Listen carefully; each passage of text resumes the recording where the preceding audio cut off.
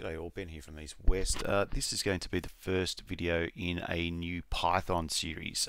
This series, what I'm going to do is show you how to code up your very own basic yet functional charting platform. So whilst we're not trying to reinvent the wheel here, there's plenty of charting platforms out there, of course. But I think this is a nice, neat project just to upskill you, maybe introduce you to GUIs if you haven't used them before, maybe introduce some new libraries, and maybe just build your skill set up a little bit. So if you did find this video helpful, don't forget to hit like and subscribe, and that lets me know that it's worthwhile me going through and doing more content. So with that being said, let's just jump into the code here and have a look how we start building something like this for ourselves. So I'm just going to start here with the Jupyter Notebook. This will be part one. I'm going to break this into a few different parts because it might get a little bit involved. But just for good practice, what I usually like to do is, if you're watching this on YouTube, which is the only place you can watch it, of course, I would take what I do when I look at other people's videos and code along is I take the link and I place the link into the code and I just use a markdown. That way I've got an easy reference if I want to go back through the code at any stage. I can just click this link and it'll open straight to the video and I can go back and have a look what's happened there. So up to you whether or not you want to do that. For me, I just find it good practice. So the first thing I'm going to do here is I'm just going to import some libraries. So I'm just going to import tkinter as tk, and from tkinter import ttk. Now you shouldn't have to install these. I think they're part of the core Python package. So you should just be able to import these libraries without a problem and just run that cell. It should just drop straight in there. So the first thing we're going to do here is we're just going to create the actual application window itself. So we're just going to say root equals tk in lowercase dot tk in uppercase and then some parentheses. So all this is really doing is creating, like I said, the window. The window will be called root for the moment. That's just like a bit of a default name. You can probably call it whatever you want, but I'll just stick with the standards to avoid any confusion. So that is pretty straightforward, and then the only other thing we've got to do here is bring in a command to actually open the window. So to do that, we just need to go root.mainloop and then open and close those parentheses. So this is like the very start of what we're doing, and this is like the very end, okay? And then we're going to build in between these two things. But if I just run this, okay, oh, pardon me, brought up to it, shouldn't have done that. Left over from a previous iteration. But if I just run this cell, okay, so this is the window, this is the GUI, okay? So this is the very start, this is what we're going to put our stuff into. Now, just as a note, if you run this and it doesn't pop up, just check into your toolbar. Mine's hidden, but you'll probably see a little blank page has come up. You just click on that and it should bring that up. Now, I'm going to negate the need to do that very shortly, but just to get started, if it doesn't pop up, that's where you check. So I'm just going to bring in a couple of lines here to start structuring what we've seen. So I'm just going to go root.title. So obviously we're just referring to the window that we've created. I'm going to make the title stock chart viewer, and I'm going to bring in some geometry. So this just sizes it. So I'm just going to, at the moment, it's just going to be 300 by 300. So if I run this cell, this is now a little bit bigger, and you can see up the top here we've got stock chart viewer as a title, as a heading. Now, just as a side note, if you've got this open, you can see here the star is still there, meaning that this cell is still running. So what you do is if you just close that, you can see that that will stop running the cell. Now, the next thing I'm going to do, this is just like a bit of formatting just to keep things a bit easier. I'm just going to make sure that when that window opens, it's always on top. So whatever's open, this command, so root.attributes, so you just got to type it in exactly like that. Okay, topmost equals true.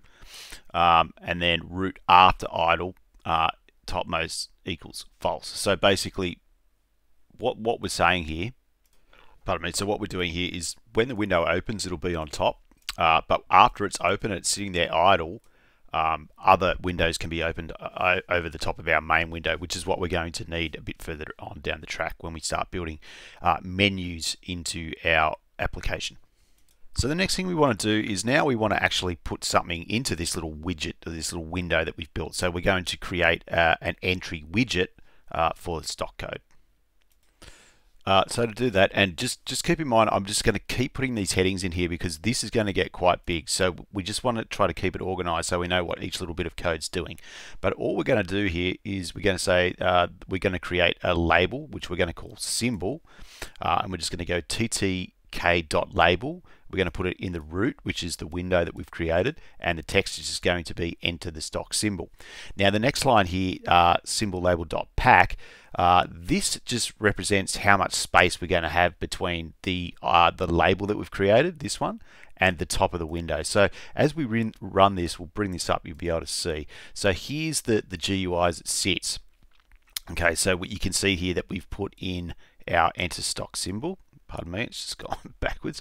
But this here, this PADY10, that means there's 10 pixels between the top of the application and the enter stock symbol label. So if we wanted to more space in there or less, obviously more space, you could make this number bigger, less you make it smaller. I've just used 10, it's a bit of a default setting, but it seems to work out. So you can play around with that yourself as you wish. Okay, so the next thing we need to do is we need to actually provide something where we can enter the stock symbol into. So let's do that. So we're going to do that via these two lines of code. So this time we're going to go symbol entry equals ttk.entry, and this is in the root window.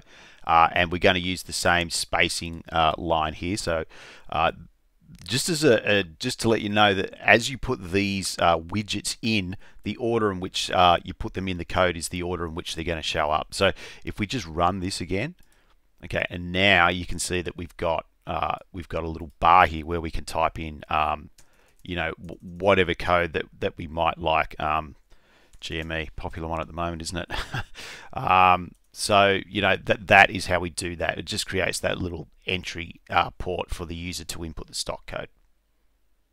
So the next thing we're going to do is we actually need to create a button.